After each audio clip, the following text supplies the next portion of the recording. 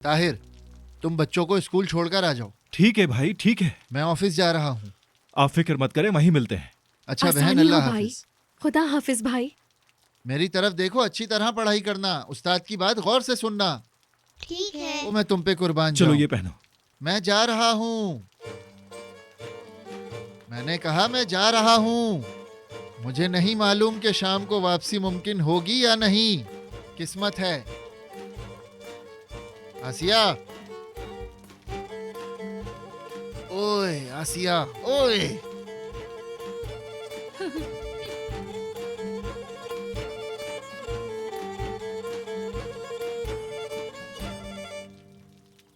ताहिर चाचू, हाँ बोलो बेटा। क्या मैं आगे बैठ सकती हूँ?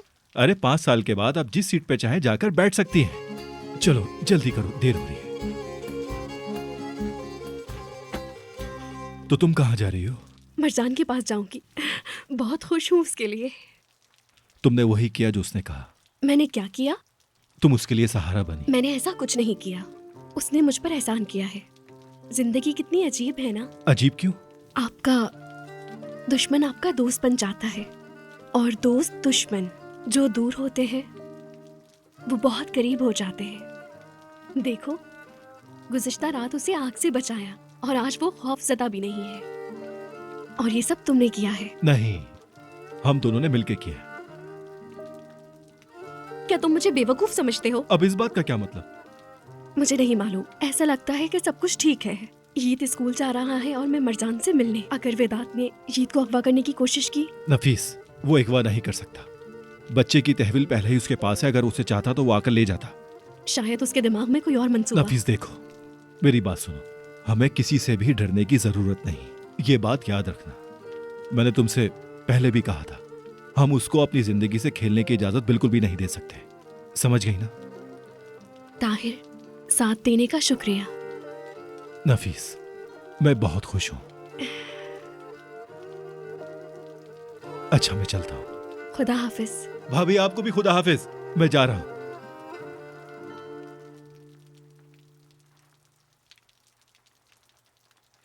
लड़की, तुम्हारे चेहरे को क्या हुआ है? हमारे दरमियान तो लड़ाई झगड़ा चलता ही रहता है। क्यों भाभी? ये शौहर ऐसे ही होते हैं। शैतान को अजाब में ही रहना चाहिए। मरजान से मिलने जा रही हो? भाभी, आप जानती हैं, मरजान ने बोलना शुरू कर दिया है। कॉल पे बात की मुझसे। क्या सच में? माशाल्लाह माशाल्लाह।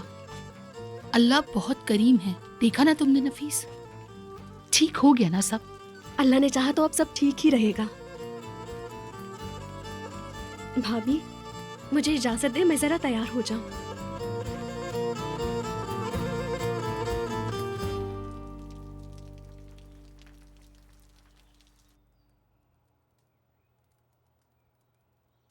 बरकत हो इसमें।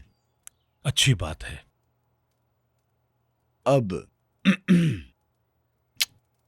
वो ताहिर जिसने आपके हथियार समंदर में फेंक दिए थे, वाकई ऐसे ही हुआ था ना? बिल्कुल, मैंने उसकी वजह से बहुत नुकसान उठाया। जिनके साथ हम कारोबार करते हैं उनकी नजर में गिरना नहीं चाहिए। लेकिन तुम्हें ये बात कैसे पता चली? ये मेरे जहन से कभी बाहर नहीं निकलता। मैं नहीं भूल सकता, कभी नहीं भूल सकता। और मेरे साथ क्या किया, मेरे चाहने वालों के साथ क्या सलूक किया।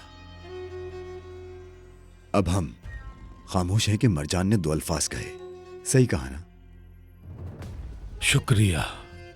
शुक्र है, बिल्कुल शुक्र है। मुझे उस वक्त खुशी होगी जब लड़की फर फर बोलने लगेगी। मैं बहुत शुक्रगुजार था कि कम से कम उसने 2 अल्फाज तो कहे। उस लड़की ने चलना छोड़ दिया जो लड़की कभी भागा करती थी। अब उसके 2 कदम उठाने से आपकी आंखें नम हो गई। जो पहले ही आपका है जमील साहब, आपकी आंखों के सामने उन लोगों ने वो सब कुछ चुरा लिया। लेकिन अब उनसे इसका हिसाब लिया जाएगा। जी हाँ, बिल्कुल। आपने ये सब याद दिलाकर मुझे बहुत अच्छा किया। और आखिर में आप अपने मकसद पर आ ही गए। जैसा कि मैंने कहा जमील साहब, मैं नहीं भूलता।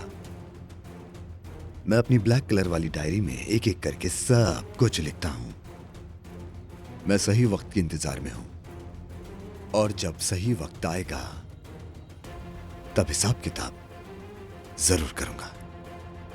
सही वक्त आ गया है, अब उनका हिसाब का वक्त है। तुम्हारे दिमाग में क्या है?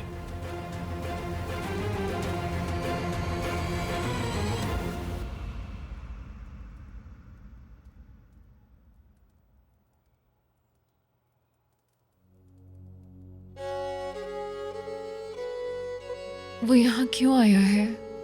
पता नहीं, बाबा से कोई बात भी कर रहा था वो।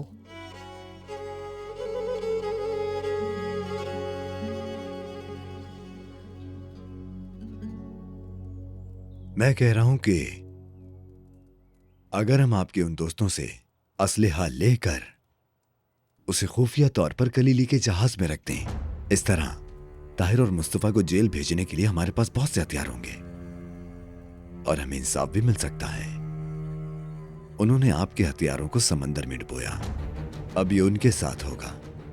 उन्हें हथियारों से ही मात दी जाएगी। ये ठीक लग रहा है, ऐसा हो सकता है। मुश्किल क्या है? जहाज पर हथियार लाना। कहीं ऐसा ना हो कि ये सब करने से हमारी बची कुछ इज्जत भी खाक में मिल जाए। हम पहले ही इसे पाने की कोशिश कर रहे हैं, तो आप क्या करने जा रहे हैं? क्या आप सब कुछ बर्दाश्त करने वाले हैं, या फिर अगर आपके पास इतनी ताकत बाकी है तो क्या आप ये करेंगे नहीं?